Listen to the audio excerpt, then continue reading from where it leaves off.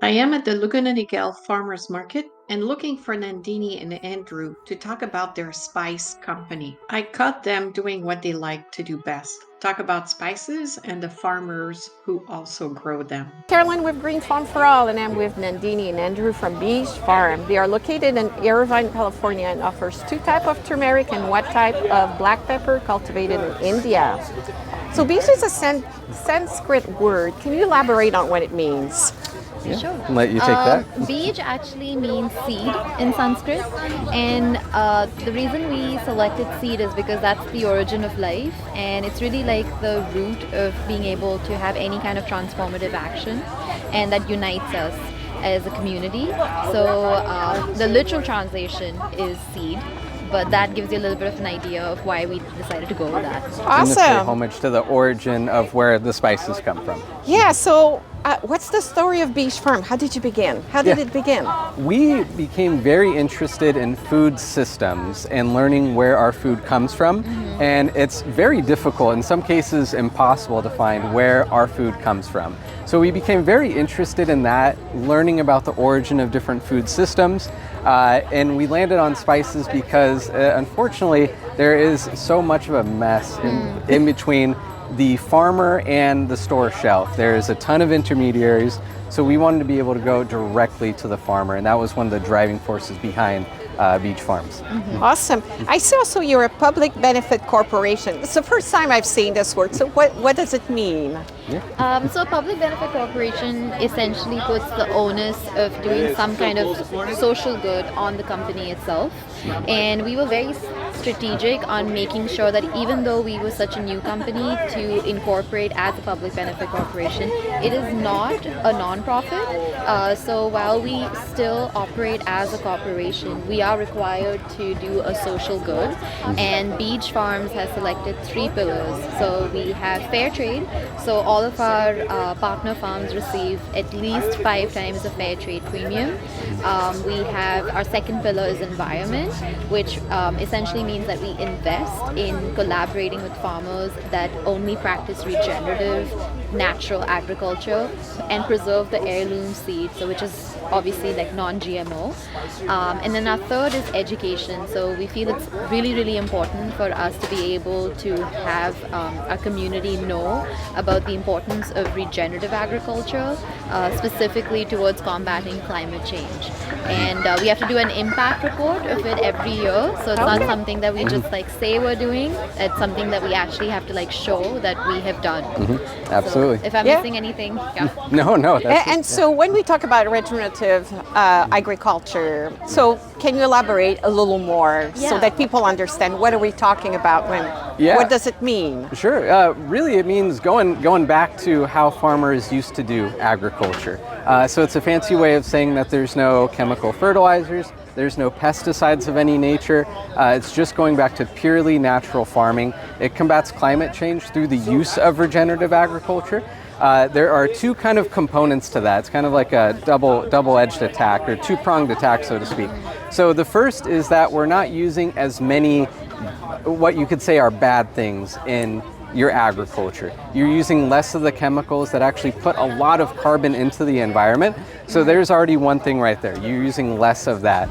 And then in really supporting soil health in a biodiverse soil and ecosystem, it's actually pulling that carbon out of the air. So it's sort of 2-pronged in that approach. But basically, that's a fancy way of saying And also talking about regenerative agriculture, it's like once one crop is over, I was reading that one of them Yes. are using sugarcane, Uh-huh. and also the area, so it's the West Coast, Southwest Coast, and they look like they're kind of the native area for Yes. black pepper, and so they're the one using the sugarcane in between growing, or how do they use it? So, exactly. like for example, you brought up a black pepper. Yeah.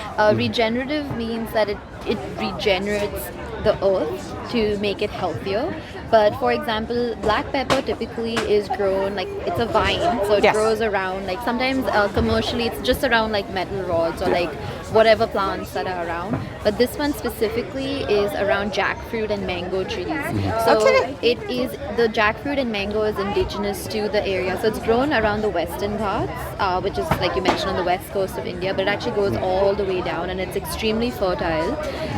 But because of the way it's grown, it's a multi-cropping system. Regenerative agriculture really like emphasizes that. And the sugar cane that you mentioned is for our santosh pepper. So the sugar cane is intertwined with the pepper. And then our third turmeric, the lakadong turmeric, that grows with ginger and rice because that's in the northeast. Okay. And so you can feel like a little bit of the difference when you taste these different spices because of how it's grown. 100%. Yeah.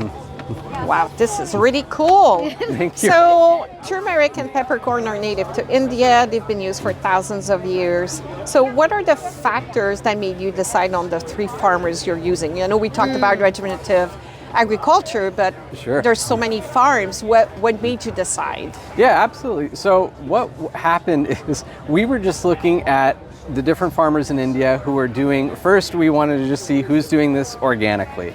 And then to see who is doing it regeneratively, it's a much shorter list. So we were just trying to contact through different sources, different folks who work with farmers on the ground, and just calling around to different farmers, literally. But ultimately, the deciding factor was talking to the farmer, deciding, being that it's a good relationship, deciding that they are in fact doing regenerative agriculture.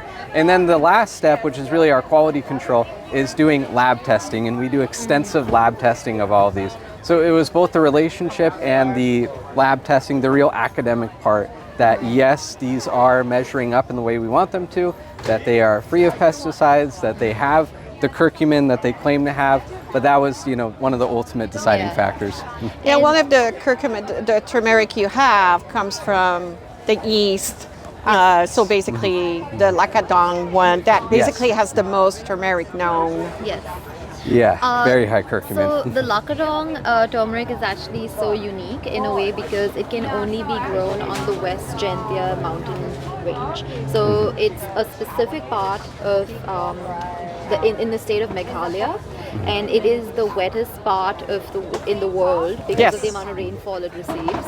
And it's so interesting because the way it was explained to us is that if you take the rhizome of the lakadong turmeric and you even like plant it in a neighboring state, it's still going to be turmeric, but the curcumin content is going to be far more. lesser. So yeah, that's actually one of the reasons that we went with that. But it's so now that we're talking about it, like just the journey of getting that turmeric was so interesting for us and educational because there's no like motorable road that comes into like the nearest town. So to have like this whole team of farmers and people that really are invested in like the communities and supporting indigenous agriculture really made it possible for us to even like bring it out. 100%. So, yeah, I Yep. hope that answers a little bit. Awesome. Yeah, that's a great story. Thank you very much. And so what's the journey to get the final product for the turmeric and the pepper? Because when I go to the market, I see it in a bottle. It's powder.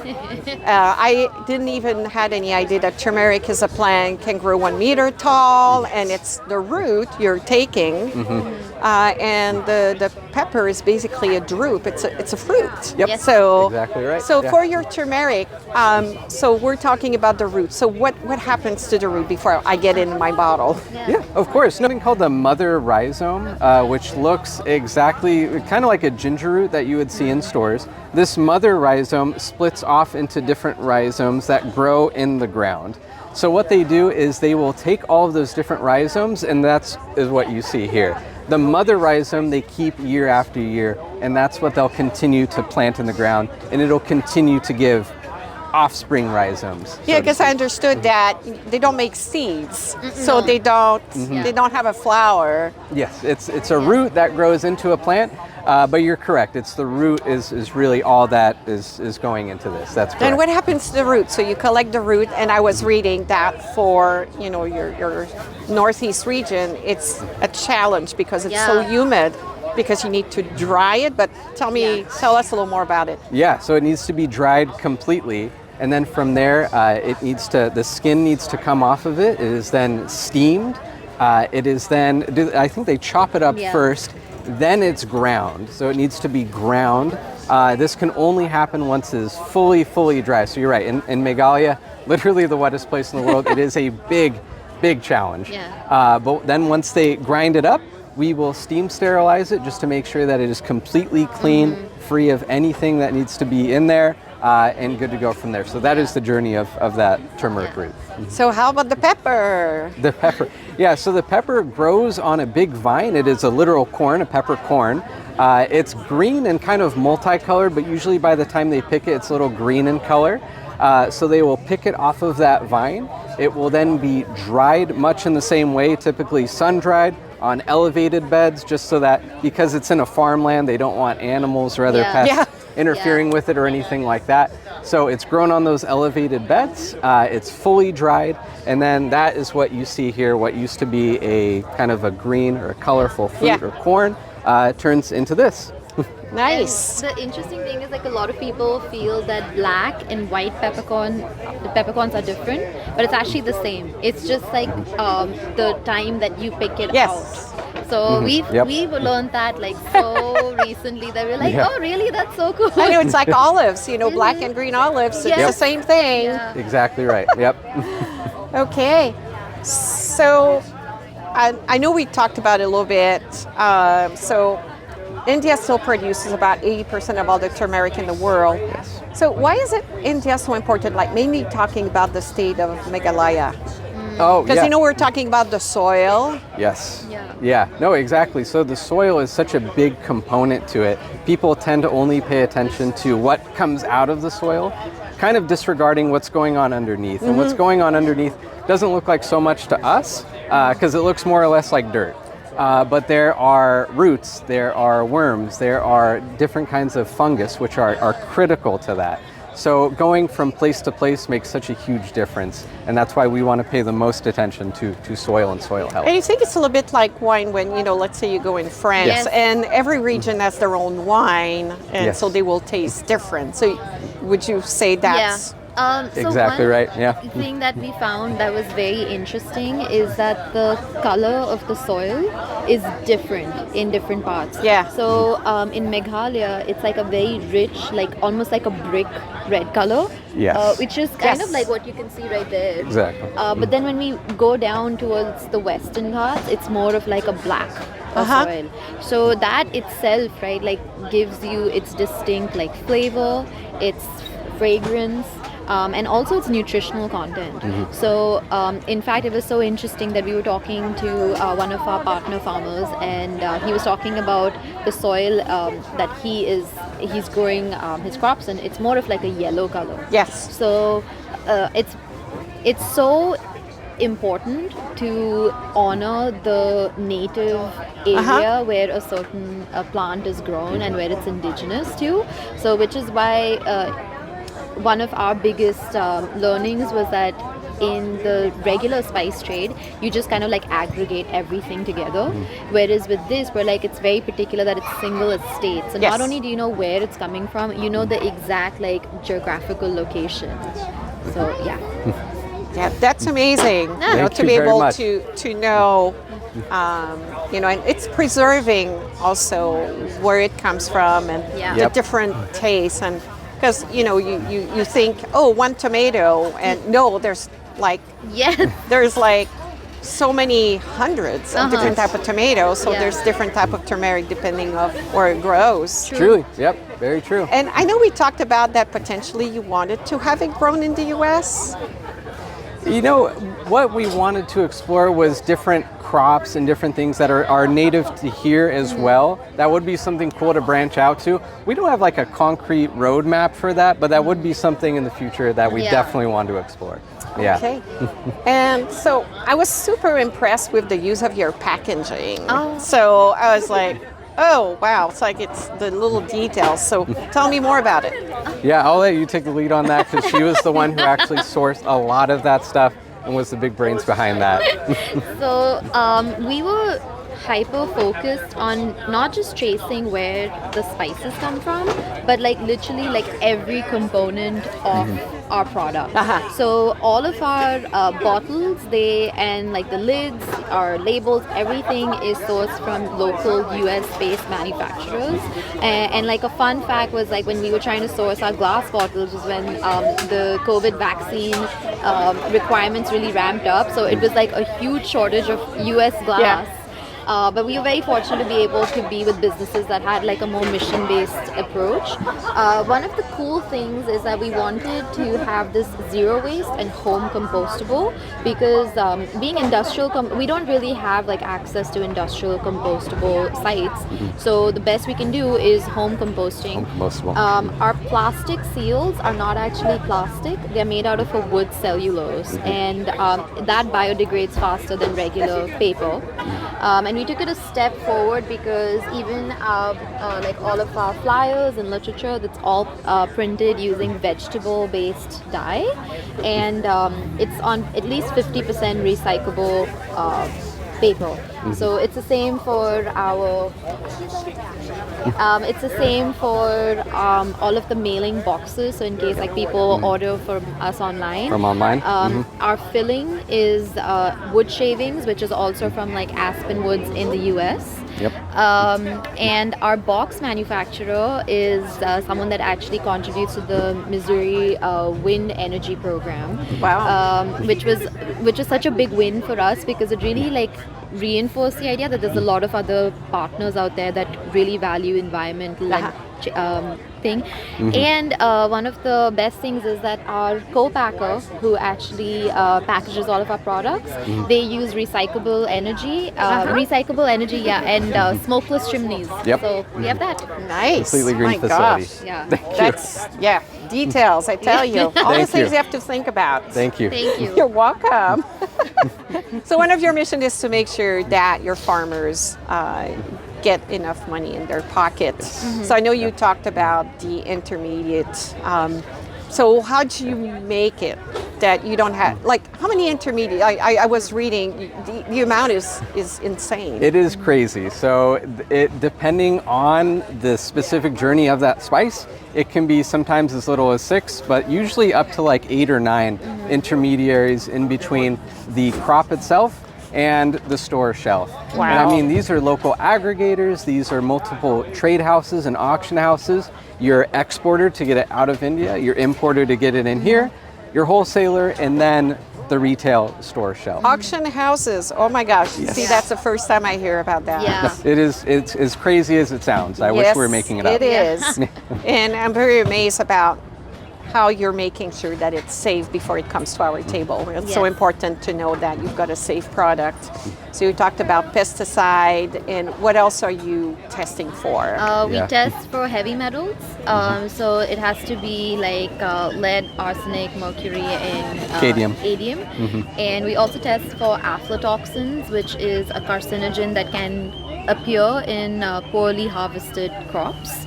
And then we also obviously test for over 500 different pesticides. So that, and then just to make sure that everything is as safe as possible, we also have it steam sterilized. The usual practice is to irradiate a spice, which is like a type of radiation, or use ethyl oxide. Again, long-term effects we're not sure of. Steam sterilization is just steam. So, safe as possible. Awesome. Awesome. And so did you directly go to India to see these farms, or how did you talk to these farmers? No, that's basically it. We wanted to see where these farmers were, how they were performing their agriculture. A lot of this initially was during COVID, so it was a lot of video calls just to see, okay, how are you doing the agriculture? What is going on? How can we talk to you? And then the ultimate test, what were those lab tests, just to be like, okay, well, that's what is said is being done, but what actually, shows up in the lab report. Awesome. So where can we find your products?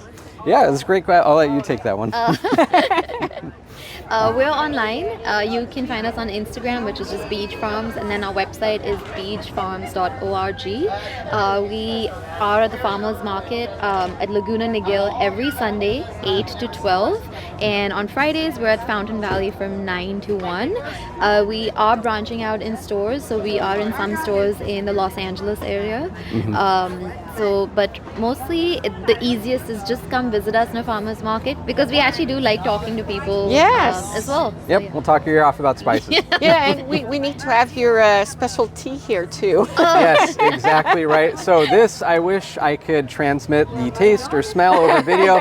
Fortunately, the technology isn't there yet. Not yet. But we'll get there. That's We'll get okay. there. We'll make sure that people have access to that recipe. Yes, definitely. Certainly. So what's the future for Beej? So what do you have in mind? Ultimately, just adding more spices is really as many as we can get our hands on and responsibly source. Maybe some teas, maybe some natural sweeteners in the future. But really, we would like any spices, any flavorings that we can responsibly source. Awesome. And then anything else you want people to know about you? Other than you're a married couple, you're holding your hands, and it's really a family affair. Yes, definitely. Yeah, I think if we could just like share one thing about us is that we actually want to really like highlight the work of like people who grow our food. It's not really about us, it's more about like the people who are putting in, like for example, our Santosh turmeric is grown by a farmer that has been doing this for over 30 years, and he has educated 300 other farmers in the area to take up regenerative agriculture. So if there's anything that people would want to know more about, is to maybe invest a little bit of time into looking into the practices of the food that they buy, really paying attention to if their growers are getting the right money for it, so they can continue doing that, because we are at a time where climate change is real and we don't really understand how much agriculture contributes to global climate change.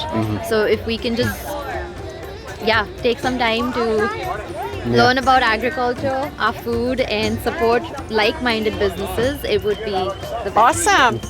Well, thank you so much for your time. No, thank so you much, for yours, Caroline. Caroline. This was really nice. Thank you. You're Thank welcome. you.